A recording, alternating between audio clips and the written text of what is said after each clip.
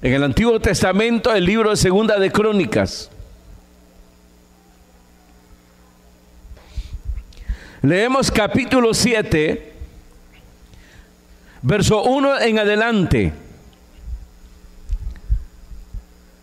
El libro de Segunda de Crónicas, capítulo 7, verso 1 en adelante, dice la palabra del Señor: cuando Salomón acabó de orar, descendió fuego de los cielos y consumió el holocausto y las víctimas, y la gloria de Jehová llenó la casa. Y no podían entrar los sacerdotes en la casa de Jehová, porque la gloria de Jehová había llenado la casa de Jehová. Cuando vieron todos los hijos de Israel descender el fuego y la gloria de Jehová sobre la casa, se postraron sobre sus rostros en el pavimento y adoraron y alabaron a Jehová diciendo: porque Él es bueno y su misericordia es para siempre.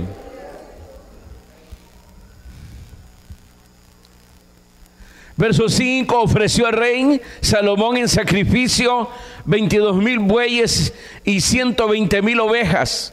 Y así dedicaron la casa de Dios, el rey y todo el pueblo. Y los sacerdotes desempeñaban su ministerio, también los levitas, con los instrumentos de música de Jehová, los cuales había hecho el rey David para alabar a Jehová, porque su misericordia es para siempre. Cuando David alababa por medio de ellos, asimismo los sacerdotes tocaban trompetas delante de ellos, y todo Israel estaba en pie. Amén. Gloria a Dios. Pueden sentarse, hermanos.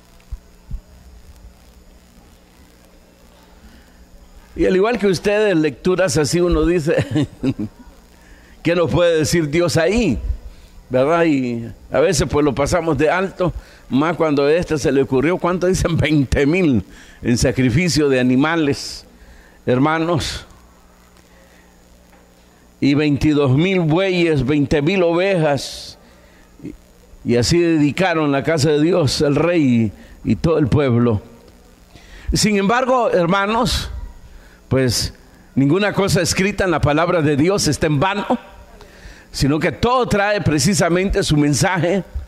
Todo trae, hermanos, para nosotros el entendimiento que necesitamos acerca de la voluntad de Dios, de los propósitos de Dios para nuestras vidas. Amén. Lo que hemos leído, pues dice ahí que después de haber finalizado de orar Salomón, el rey Salomón, que prácticamente lo que se revela en esa oración es el propósito del templo, porque se le llamó casa de Dios, casa de oración, donde los hombres llegaban o iban a llegar a buscar el rostro de Dios, y que cualquiera que sea, hermano, lo que a ellos les estaba, hermanos, afligiendo, pues Dios iba a estar atento a sus oraciones. Amén. Entonces, al finalizar, dice ahí, cuando terminó de orar Salomón, dice que descendió fuego de los cielos y consumió, dice, los holocaustos y las ofrendas, es decir, las víctimas. Y luego, dice ahí, descendió Dios, es decir, su gloria, al lugar donde habitaría. Eso es lo que hemos leído ahí, hermanos, y que luego en el verso 5 dice que así la casa de Dios quedó dedicada para ser su habitación, la habitación de Dios o casa de Dios. Entonces ahí, hermano, en estos detalles que he mencionado, pues nos deja a nosotros 3 lecciones o 3 enseñanzas, donde, hermanos, se revela que la vida del creyente dedicada a Dios, y que la tarea es tan grande, la que tiene el cristiano, el creyente, y es para toda la vida, donde ha de proclamar la gloria y la gracia de Dios. Amén. Es decir, que así como el templo tuvo su propósito, su finalidad, así tiene, hermano, la vida del hombre o la vida del creyente. Muchos todavía, hermanos, que, bueno, ha venido Jesús, han aceptado a Jesucristo y piensan que la vida cristiana, hermano, es igual a la del mundo, y no disciernen, hermano, que ha pasado algo en sus vidas y que antes de venir a Cristo pues eran instrumentos de Satanás, del pecado, y ahora, hermano, deben de prestar, dice, sus miembros para ser instrumentos de Dios. Amén. Pero para ello es necesario que se den prácticamente los dos primeros detalles que leímos ahí, ¿verdad? Que descendió fuego, donde consumió, dice ahí, el holocausto, las víctimas, y luego, hermanos, vemos descender a Dios su gloria al lugar donde habitaría. Entonces vamos a entrar a los detalles, y en el verso 1 y 2 dice ahí: cuando Salomón acabó de orar, descendió fuego de los cielos y consumió el holocausto y las víctimas, y la gloria de Jehová llenó la casa, y no podían entrar los sacerdotes a la casa de Jehová, porque la gloria de Jehová había llenado la casa de Jehová. Aquí, hermano, en esto es donde nosotros vamos a entender que nuestra vida como creyente, además de gozar de la salvación, de ser rescatado pues del pecado, de las consecuencias del pecado, y tener la promesa genuina y que no nos debe de avergonzar, como es la vida eterna, hermanos, el Señor nos dejó aquí en esa tierra con un propósito, y ese propósito es lo que le da sentido a la vida que tenemos ahora. Usted sabe que en el mundo, hermanos, la lucha que se tiene del hombre de poderle encontrar un sentido a la vida que tiene, a la vida que lleva. Y por eso usted va a ver tantos programas, hermanos, y que toman una cosa, toman otra cosa. El joven un poco responsable, hermanos, su meta son sus estudios, sacar su título, y ya hace pues su hermanos, propuestas, hace su plan para su vida, y cuando logran, hermanos, sacar su título, se dan cuenta, hermanos, que apenas están empezando y se quedan con el cartón y no hayan qué hacer. Encuentran un trabajo y se dan cuenta que lo que ellos buscaban no estaba ahí. Pero ahí tenemos el mundo con sus anuncios, mayormente a la tecnología, hermanos, con tantas cosas que le llaman, hermanos, todos esos nuevos inventos, tendencias, ¿verdad? Todos le llaman tendencia ahora, y son diversas para que cada quien, de acuerdo a su gusto, a lo que quiere y a lo que pueda sentir y que le dé a él un sentido de la vida, lo toma. Pero el alma siempre está vacía, el corazón siempre está vacío. Cuando venimos a Cristo, ahí encontramos el sentido de la vida. Sabemos de dónde venimos, sabemos para dónde vamos, sabemos por qué estamos en esta tierra. Todo tiene sentido. Ese propósito de Dios le da sentido a la vida. Sentido que el mundo perdió hace rato, hermanos. Esa sonrisa del mundo, esa aparente felicidad que encuentran solo un momento en una fiesta, en una reunión de amigos, o que alguna tendencia dice: aquí está lo que yo quería, aquí está lo que yo esperaba, lo experimentan, y tantas cosas, hermanos. Todo eso es pasajero, son como nubes, pero dice que son fuentes sin agua. Nubes sin agua, no lleva nada, y así como llega, pasa, y el viento se encarga de desaparecerlo, se esfuma todo. Así es la vida. Antes se decía que la vida era como un desierto, espejismo. Y que miraban ahí, hermanos, la fuente que necesitaban de agua y se tiraban, y cuando sentían, hermano, el ardor, era que era arena caliente la que estaban creyendo que estaban tomando agua. Pero así es la vida, un desierto completamente, hasta que Jesús vino a nuestra vida. Y por eso tenemos esta figura del templo. El templo fue hecho, hermano, no para ser un monumento, no para glorificar al hombre, para rendir el culto a los hombres y tenerlo como una figura, como un simbolismo ahí nada más, al que haga más grande el asunto de las edificaciones. Ya lo dijimos, el templo en ese tiempo fue una de las grandes obras que la mano del hombre había realizado. Fue algo glorioso, grande, tremendo. Pero llegó el momento donde la pregunta sería, ¿para qué? Aunque Salomón ya lo sabía, su padre se lo había transmitido, para que viniese a ser casa de Dios, casa de oración. Tenía su sentido, tenía su propósito ahí precisamente.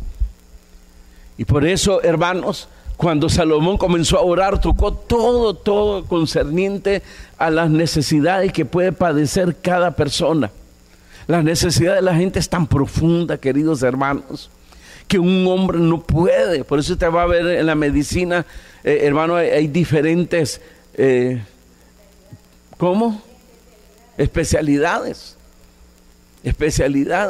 El médico general toca todas las cosas, de una calentura de pollo, una tos de pollo, de gallina, de gallo. De repente se necesitan las especialidades y no todos tienen, hermanos, porque pareciera ser que un especialista puede ver todo. No, él se especializó solo en una cosa. En la psicología lo mismo. Experto en hermanos, en verlo, la psicología de la mente del hombre, experto en matrimonio, experto en solteros, expertos aquí, expertos allá. Entonces, diferentes ramas. Pero aún ahí, hermanos, no hay respuesta. Y el corazón vacío, hasta que lo llena el Señor Jesucristo. La figura que tenemos cuando Jesucristo llegó al estanque, ¿se acuerdan?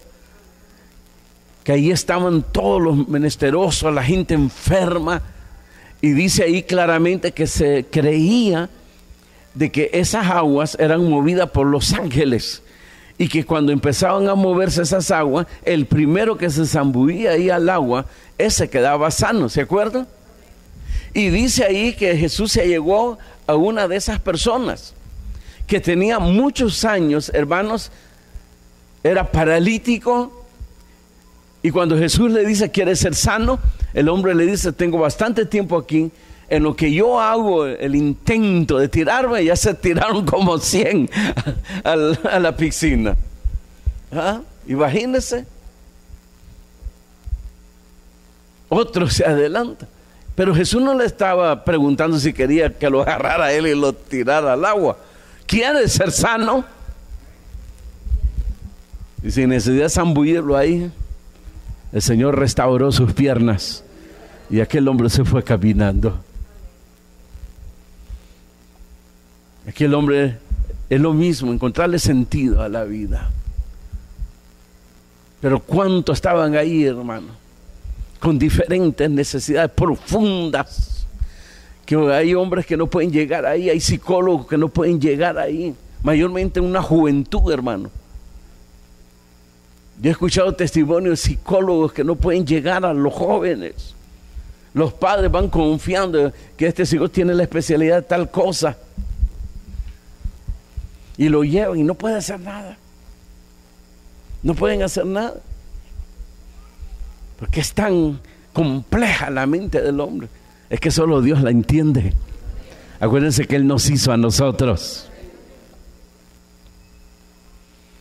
Y cuando nos llamó, y lo que para el hombre y el mundo es locura, ahora para nosotros es sabiduría y poder de Dios. Diga gloria a Dios. Y tenemos esa figura del templo. ¿Qué pasó en el templo? Al terminar de orar, lo primero que pasó fue que descendió fuego y consumió el holocausto y las víctimas. Después vino y descendió la gloria de Jehová a ese lugar. Cuando Jesús vino a esta tierra, el día que llegó al templo, antes de entrar, fue lo que hizo el Señor Jesucristo. Purificó el templo. ¿Se acuerdan? Así dice el título, que purificó el templo. Agarró una cuerda y echó a todos los comerciantes que estaban ahí, porque habían hecho, hermano, de la casa de Jehová, la casa de oración, en un mercado. Y la limpió y luego entró al templo. Y él se lo dijo a los fariseos en sus enseñanzas, que había uno ahí mayor que el templo y que era señor del sábado. Es decir, hermanos, que llegaron a un momento donde llegaron a idolatrar el monumento, la edificación. Llegaron a idolatrar a una misma ley. Yo estaba leyendo historia, hermanos, de rabinos donde llegaban a considerar que la ley tenía más peso que lo que Dios les podía decir. Parece como una blasfemia eso. Pero habían caído en ese era el problema. Por eso le digo, la mente, el corazón del hombre es tan compleja, hermanos. Usted piensa que puede entender la mente del hombre, mentira. Imagínense, dice la Escritura, hermanos, de que no confíe en el que duerme a la par de él. Imagínense. Ya casi como que nos dice que dormir ahí con una pistola, hermano, con un cuchillo y con un ojo cerrado y el otro abierto, hermano, con la pared. Pero lo que está hablando es que es tan complejo. Pareciera ser que en un matrimonio los dos van en la misma dirección y no es cierto. Llega el momento donde se dan cuenta, hermano, que no llevan la misma dirección. Pareciera ser así como ustedes. Cuando vienen a Jesucristo y que quieren servir, que quieren esto, entonces el pastor dice, han entendido la voluntad de Dios, pero de repente se tuercen para allá, otro agarra para allá y otro, hermano, a media. Así es de compleja la mente. Lo único que puede unirnos a nosotros es la obediencia y por eso la necesidad de someterse a los principios de Dios. Ahí es donde todos somos puestos en el mismo camino, el camino que lleva hacia la vida. Diga gloria a Dios. Sí, otro camino que no sea el que Dios ha puesto, no lleva a la vida. Qué compleja es la mente. Pero vemos ahí, hermanos, ese prototipo. Es decir, Cristo, hermanos, una doble profecía. Por eso dice que los discípulos se acordaron de la palabra de Dios, lo que decía la ley. Mi casa será llamada casa de oración. Y el recuerdo fue precisamente. Antes de descender la gloria de Jehová, o venir pues a habitar ahí, antes de entrar lo que iba a ser la habitación de Jehová, lo primero que hubo fue una purificación. Descendió fuego aquí. En el caso de Jesús, la purificación fue, hermano, limpiar todos los vendedores que están ahí fuera de aquí. Aquí no es mercado, mercaderes de almas, como lo que está sucediendo ahora con la iglesia evangélica, que ha caído en esa apostasía. Ministros, hermanos, que hacen comercio con las almas. Se necesita una purificación, se necesita un cambio radical. Y ese cambio solo lo trae el Señor Jesucristo. Los echó a todos. Y los líderes religiosos, hermanos, se enojaron. ¿Quién te ha dado esa autoridad? ¿Quién te envió para que hagas esto? Y ahí fue donde Jesús le hizo aquella pregunta: ¿de quién es hijo David? Y no le pudieron, hermanos. Ellos inmediatamente respondieron y dijeron, pues, o con respecto al Mesías, inmediatamente todos dijeron, hijo de David. Hijo de David. Y entonces, ¿cómo el mismo David le llama Señor? Y no le pudieron dar respuesta. Y muchos hermanos no pueden encontrar esa respuesta en la palabra. Porque no hay ese sometimiento, lo hemos venido hablando. No hay esa obediencia ahí. Y pareciera que todos llevamos el mismo camino. El milagro puede suceder si permitimos que Dios nos toque y le obedecemos, que Él sea el que nos ponga en el camino que lleva a la vida. Lo hizo, pero usted tomó otro rumbo. Ese es el problema. Y eso le pasó al templo después. Se fue alejando tanto el asunto, que cuando llegó Jesús solamente era como el cascarón, hermano. Ya no descendía la gloria de Jehová ahí. Ya no. Solo se hacían los oficios de los sacerdotes. El único que se hacía, el sumo sacerdote que entraba al lugar de lo que fue el lugar santísimo. Cuando Jesús llegó, 400 años sin palabras de Dios, sin guianza de Dios, hasta que se levantó el último profeta del Antiguo Testamento, Juan el Bautista, se volvió a escuchar palabra de Dios. Palabra que comenzó, hermanos, a conmover los cimientos, hermanos, del pueblo judío y mayormente de los líderes religiosos. Y eso es lo que se necesita en ese tiempo una vez más. Dejar de ser cascarón y volver otra vez, hermano, al propósito de Dios. Porque ahí está el sentido de la vida. Yo sé que la mayoría de repente ha perdido el sentido de la vida. Ya no saben ni por qué le sirve al Señor, qué sentido tiene. ¿Les ha pasado, sí o no? Sean sinceros. Ya no le dan sentido. Entonces ya casi ya no asisten a los grupos, el coordinador ya no coordina y no le haya sentido, ya no lee la palabra de Dios, no le haya sentido, ya la leyó, dice ya, aunque nunca la leyó, pero dice que ya la leyó, ya la comprende, ya la entiende. Se necesita una restauración y eso lo trae precisamente la gloria de Jehová, nuestro Señor Jesucristo. Es que cuando se habla de la gloria de Dios, se habla de la gracia de Dios. Por eso aquí se menciona 2, 3 veces, se menciona cuando dice, porque Él es bueno y su misericordia es para siempre. Acuérdese de eso. Cuando Moisés le dijo, quiero ver tu rostro, muéstrame tu gloria. Y el Señor le reveló la gloria, que es esta, la bondad, la misericordia de Jehová, que se llama gracia. Amén. En conclusión, cuando Jesús viene a la vida del creyente, lo primero que hace es purificarlo con su preciosa sangre. Por eso murió en la cruz de Calvario. Solo la sangre de Jesucristo nos limpia de todo pecado. Como se decía en el Antiguo Testamento, no importa el hombre hasta dónde haya descendido en su maldad. Cuando Dios perdona, hermanos, la persona queda limpia. ¿Y qué dice ahí? Tomaré todas tus rebeliones y lo echaré en lo más profundo del mar. ¿Y qué luego dice? Y jamás me acordaré de ellos.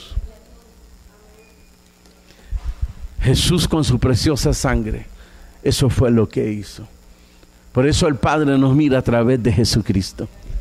Él es el que intercede, es el sumo sacerdote, que una vez concluido, hermanos, que ofreció, hermanos, su preciosa sangre, se sentó a la diestra de Dios. Esto tiene todo su significado. Cuando el sumo sacerdote terminaba, todos estaban a la expectativa que saliera el lugar santísimo. Si se tardaba mucho, ya empezaban las inquietudes. ¿Se lo habrá tronado el Señor? ¿Ah? Y comenzaban a jalar, hermano, la cuerda donde estaba amarrado el sumo sacerdote, a ver si estaba vivo todavía. Era una expectación, hermanos. Pero cuando ya salía el sumo sacerdote, todo el mundo, pero esperaban todavía que se sentara. Al sentarse el sumo sacerdote, era señal que había sido recibido, aleluya, la ofrenda, que había concluido y que el pueblo había sido perdonado sus pecados, sus rebeliones. Así Jesús, nuestro sumo y gran sumo sacerdote, se sentó a la diestra de Dios como una señal, hermano, que su sacrificio es perfecto y que limpia todo pecado, todo. Y es ahí donde el hombre recibe el perdón de pecados. Y por eso el Espíritu Santo viene a la vida del creyente, que es la gloria de Jehová. Y por eso el apóstol San Pablo enseñaba de que ya no habita Dios en casa hecho de mano de hombre, sino que habita en los corazones de los hombres, aquellos que han creído en el Señor Jesucristo, que han recibido la expiación de pecado, que han sido libres pues del pecado. Entonces el Espíritu Santo viene a morar ahí. Y que esa vida ahora está dedicada para Dios. Que ese es el significado del paso de obediencia en el bautismo. Otra vez lo volvemos a tocar, el bautismo. Usted está dando testimonio público ante su familia, ante el mundo y ante Dios. Que al ser sumergido, usted está dedicando su vida a Dios.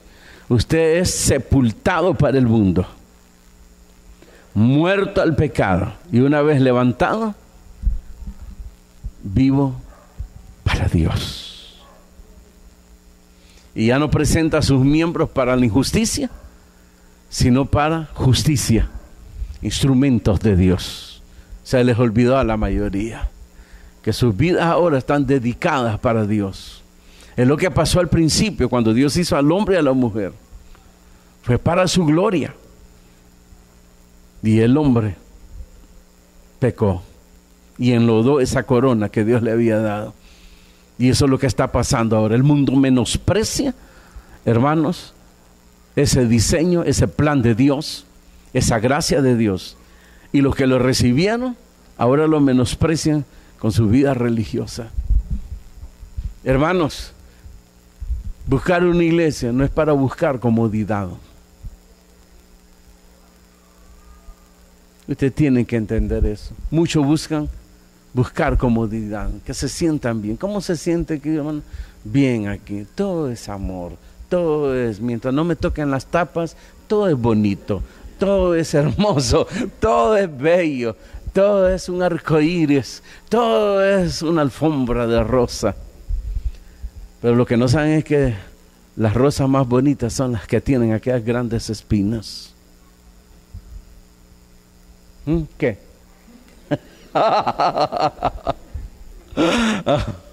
Eso es lo bueno, poner atención. No es para sentirse cómodo, hermano. Ya no me siento bien, me voy de aquí. Dicen que allá uno se siente bien bonito. No es para eso. No es para eso. Es para honrar a Dios. Es para servirle a Dios. Y el costo que se paga de ser realmente un genuino cristiano o creyente, el costo es bien alto, queridos hermanos. Y el hecho que usted no lo esté pagando es porque no está precisamente en esa vía. Está indeciso. Le sirve, pero hasta cierto. Le pone el parámetro, le pone todo ahí, ¿verdad? Que si se pasa de aquí ya no le gusta.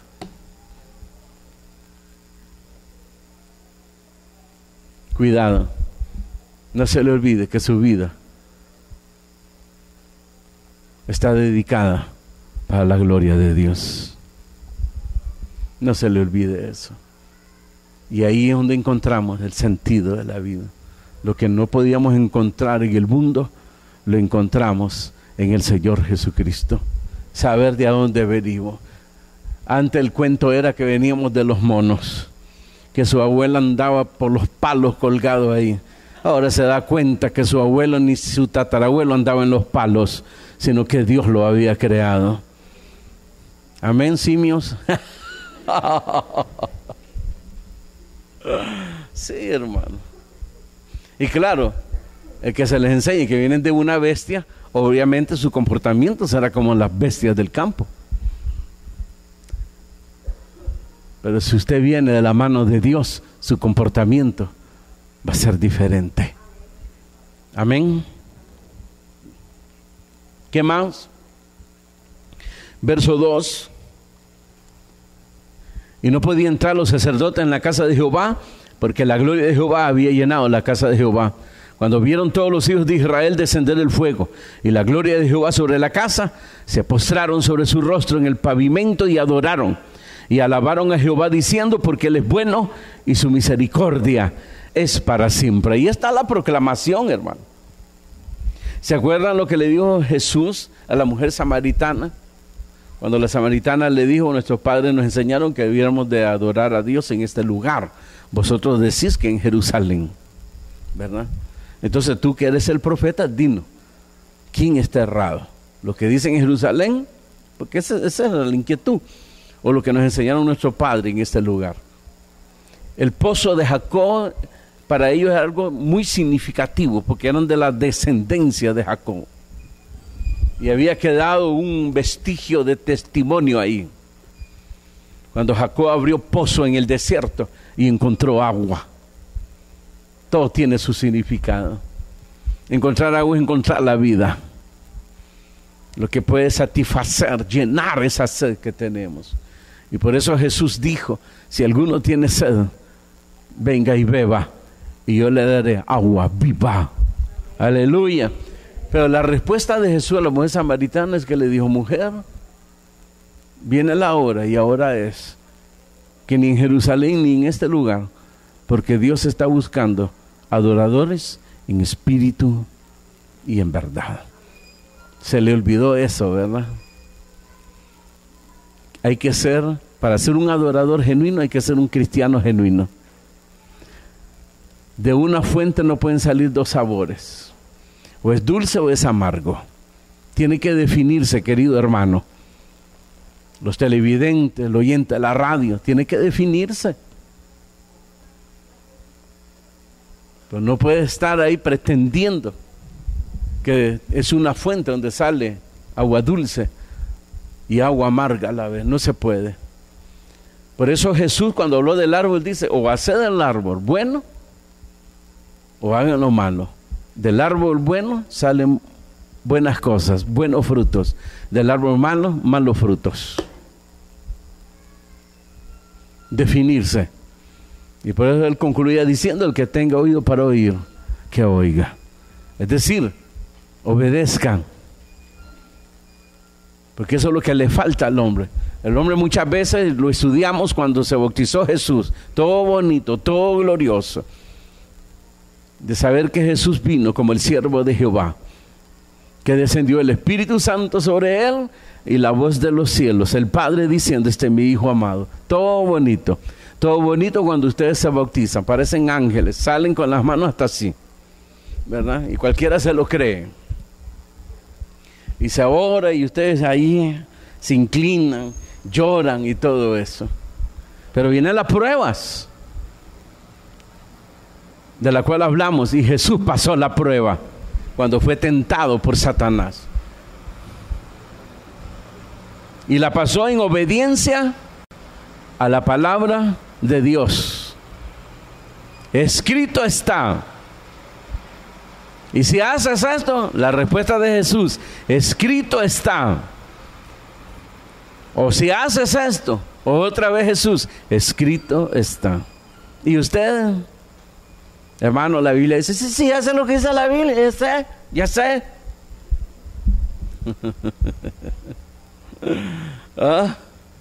Es que no es solo saberla, hay que aplicarla. Y todos hemos sido probados. Y la pregunta sería, ¿has pasado la prueba? Aquí descendió fuego. Y se consumió lo que se había ofrecido a él la ofrenda. Es decir, que lo que el hombre le estaba ofreciendo a Dios, la dedicación de la casa, el Señor la aceptó. La purificó y luego su gloria descendió en ese lugar.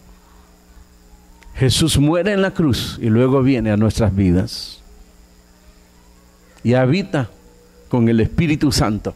La presencia del Padre y la presencia de Cristo está precisamente en el Espíritu Santo. Y Jesús lo dijo claramente, el Padre y yo vendremos a hacer morada a vosotros, cuando prometió que el Espíritu Santo vendría sobre nosotros. Somos templo del Espíritu Santo. Y por eso le dijo a los líderes religiosos, destruyan ese templo y yo lo voy a edificar en 3 días. Estaba hablando de su muerte. En 3 días levantó ese templo. Quedó el cascarón que más adelante fue destruido. 40 años después fue destruido. Pero quedó aquel templo que Jesús, hermanos, edificó y que ni las puertas del Hades prevalecen contra ella. Diga gloria a Dios. Estamos protegidos, estamos en el hueco de la mano de Dios. Pero se necesita que usted entienda y se necesita que usted actúe, que su vida, si es cristiano, está dedicada para Dios. Entonces le va a encontrar sentido a la vida. Eso que usted ya perdió desde hace rato. A la iglesia. ¿Qué es lo que voy a escuchar en la iglesia? Lo mismo de siempre. La palabra de Dios. Es más alegre el domingo y menos riesgoso en estos tiempos. Martes y jueves, mejor el domingo, ¿verdad? Como que si se tratara de que viene a un club social, así, como si fuera un club aquí, así lo toma. Unos vienen a ver a los amigos, otro viene porque tal vez se le dañó la televisión, o ya terminó yo creo que ya terminó la novela de esta hora, no sé, una hermana ahí, ¿ya terminó? ¿No? O no sé, pero quiera Dios que sea motivado, porque usted es un adorador y una adoradora de Dios. Adorador aquí, hermano, es un servidor genuino de Dios. Pero se necesita negarse a sí mismo. El que se dedica sabe que está para Dios y no para él o para ella. Eso es negarse. El templo se podía haber ocupado como lo estaban ocupando los fariseos, ¿verdad? ¿Por qué no hacemos más ganancia para reparar las puertas y todo? Hacer rifa, aumentemos el precio a los animales. De todo modo, el que se va al extranjero es porque plata trae. Entonces aumentémosle pues y que le cueste lo que vale una oveja y un buey al que quiere sacrificar en el templo. Por eso Jesús, hermano, barrió todo y purificó el templo. Así dice el título. Y después de purificarlo, entonces entró. Y comenzaron a asediarlo, hermano, los líderes religiosos. ¿Quién te dio esta autoridad? ¿Con qué autoridad haces esto? ¿Quién te envió?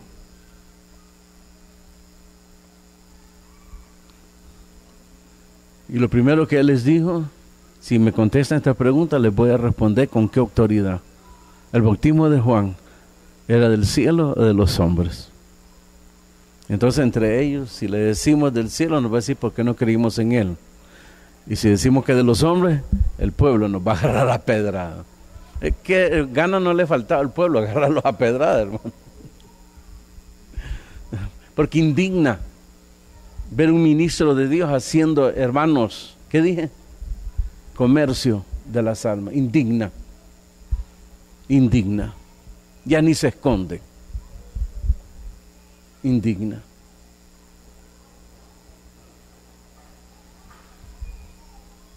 Y por eso Jesucristo, hermanos, ahí les dijo y les hizo esa pregunta. ¿Y qué le dijeron? No sabemos. Pues ni yo tampoco les digo con qué autoridad hago estas cosas o quién me dio esta autoridad. Y después les hizo esa pregunta. El Mesías, ¿de quién era hijo? El Cristo, pues, ¿de quién era hijo? Inmediatamente, de acuerdo a la Escritura, hijo de David. Entonces, si es hijo de David, ¿cómo el mismo David le llama Señor? Y les mostró, hermano, y que andaban por los jocotes. Y no podían soportar las verdades. Hermano, lo que Jesús les dijo, que uno mayor que el templo estaba ahí, hablando del mismo, hermano, era como una blasfemia para ellos. y luego decirle que era el Señor del sábado. Hermano. Pero esa era la verdad. Más que un maestro y más que un profeta, más que un ángel, arcángel o querubín, era Dios. Dios con nosotros. El Verbo se hizo carne. Aleluya. Queridos hermanos, no se le vaya a olvidar nunca. Su vida, dedícala a Dios. Dedícala. Para eso fue dejado. Para eso. Por eso es miembro de una iglesia. La iglesia lo compone cuando se reúnen todos los cristianos, los creyentes en un lugar. Y lo que se hace aquí es preparación para luego salir a realizar lo que se nos mandó. Porque tenemos una vocación. Y es salvar las almas. Presentarles a Jesucristo. No a nosotros, sino a Jesucristo. Como lo hicieron estos hombres. Así como el templo tenía su propósito, su finalidad, así también lo tiene la vida de un creyente. El templo un día perdió el sentido, lo perdió completamente. Por eso usted va a ver, hermanos, cuando regresa Israel de Babilonia, ya no se levantaron más reyes. ¿Se acuerdan? Ya no hubo más reino. Ya no. Y eso fue una necesidad apremiante para Israel, el desear, hermanos, que apareciera el Mesías rey. Y es hasta la fecha, Israel no tiene rey. Un día lo tendrá. Y será nuestro Señor Jesucristo. Hablando físicamente en esta tierra.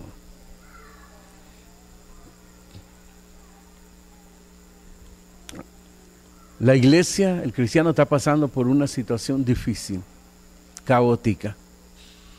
Ha caído en la miseria del desdén, del menosprecio. Que usted no sea uno de ellos. A eso se le llama reto. Y es difícil. Y el precio que se paga es muy alto. Porque eso empieza desde la familia, el menosprecio a la familia. Los amigos, compañeros de trabajo, compañeros de estudio. Es bien alto. ¿No se ha fijado en eso? Si son jóvenes, los padres. Si son los padres, los hijos. Un menosprecio. Y esa es la cuota a pagar, y eso lo dijo el Señor Jesucristo. Sus enemigos serán los de su casa. Ahí empieza la aflicción, ahí empieza la lucha, y ahí empieza la cuota, el precio que tiene que pagar si usted es un cristiano genuino. Pero si usted es cristiano, como el de la mayoría, asolapada, pura vida, ese no sufre. No sufre. Complace a la familia, complace a los amigos, complace a todos, ¿verdad? Porque él se dice ser una persona que no es fanática. Fanatismo para ellos es igual a locura. Eso es lo que se dijo ahí en la palabra, ¿verdad? Que era locura para el mundo. Para nosotros es sabiduría y poder de Dios. Y ahí empieza la lucha. Desde ahí, desde la casa. Si son los jóvenes, los padres. Solo soy iglesia. Qué barbaridad, de una fiesta, divertite.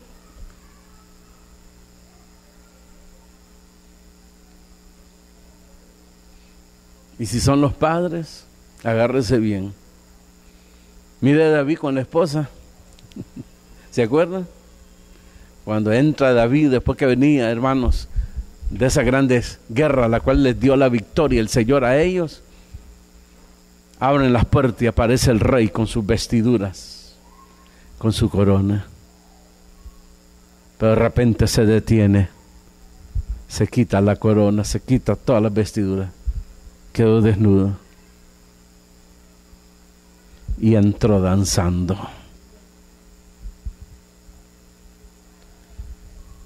Y la esposa desde el palacio, desde una ventana, comienza a verlo. ¡Oh! ¡Qué vergüenza! ¿Qué van a decir mis papás, mi familia? ¿Qué van a decir nuestras amistades de alcurnia? ¡Qué bárbaro! Y para ella como que pasaron siglos para que ese hombre llegara allá donde ella estaba. Y cuando lo tuvo enfrente, no te da vergüenza. ¡Qué bárbaro! Te debe dar vergüenza lo que hiciste. Si eres el rey. Lo hice para Jehová, no para los hombres. Y aún me haré más vil para honrar a Dios. Así se vuelve uno con la familia, con los amigos, con todo el mundo, ¿verdad? Sí. Si son jóvenes cristianos, está el grupo de sus amigos, sus amigas. De repente miren que va a llegar, ahí viene, ya, ahí viene. ¿Verdad? Hermano, ¿qué tal hermano? ¿Qué tal hermanita? Pero en burla y todo eso. ¿Verdad? Hacerlo sentir mal. ¿Verdad? Ese es el precio. El que quiera seguirme, dijo el Señor Jesucristo, niéguese a sí mismo. No se le olvide que tiene un propósito y no está para agradar a nadie, sino a Dios, el que lo llamó, el que lo rescató, el que murió por usted. Un día, porque todo esto se terminará, usted se va a dar cuenta que valió la pena. Aguante, soporte. Y si ya soportó lo mucho, falta poco. Como está escrito, un poquito. Y el que ha de venir, vendrá. Amén. Cierre sus ojos y dígale: Señor, gracias, porque a veces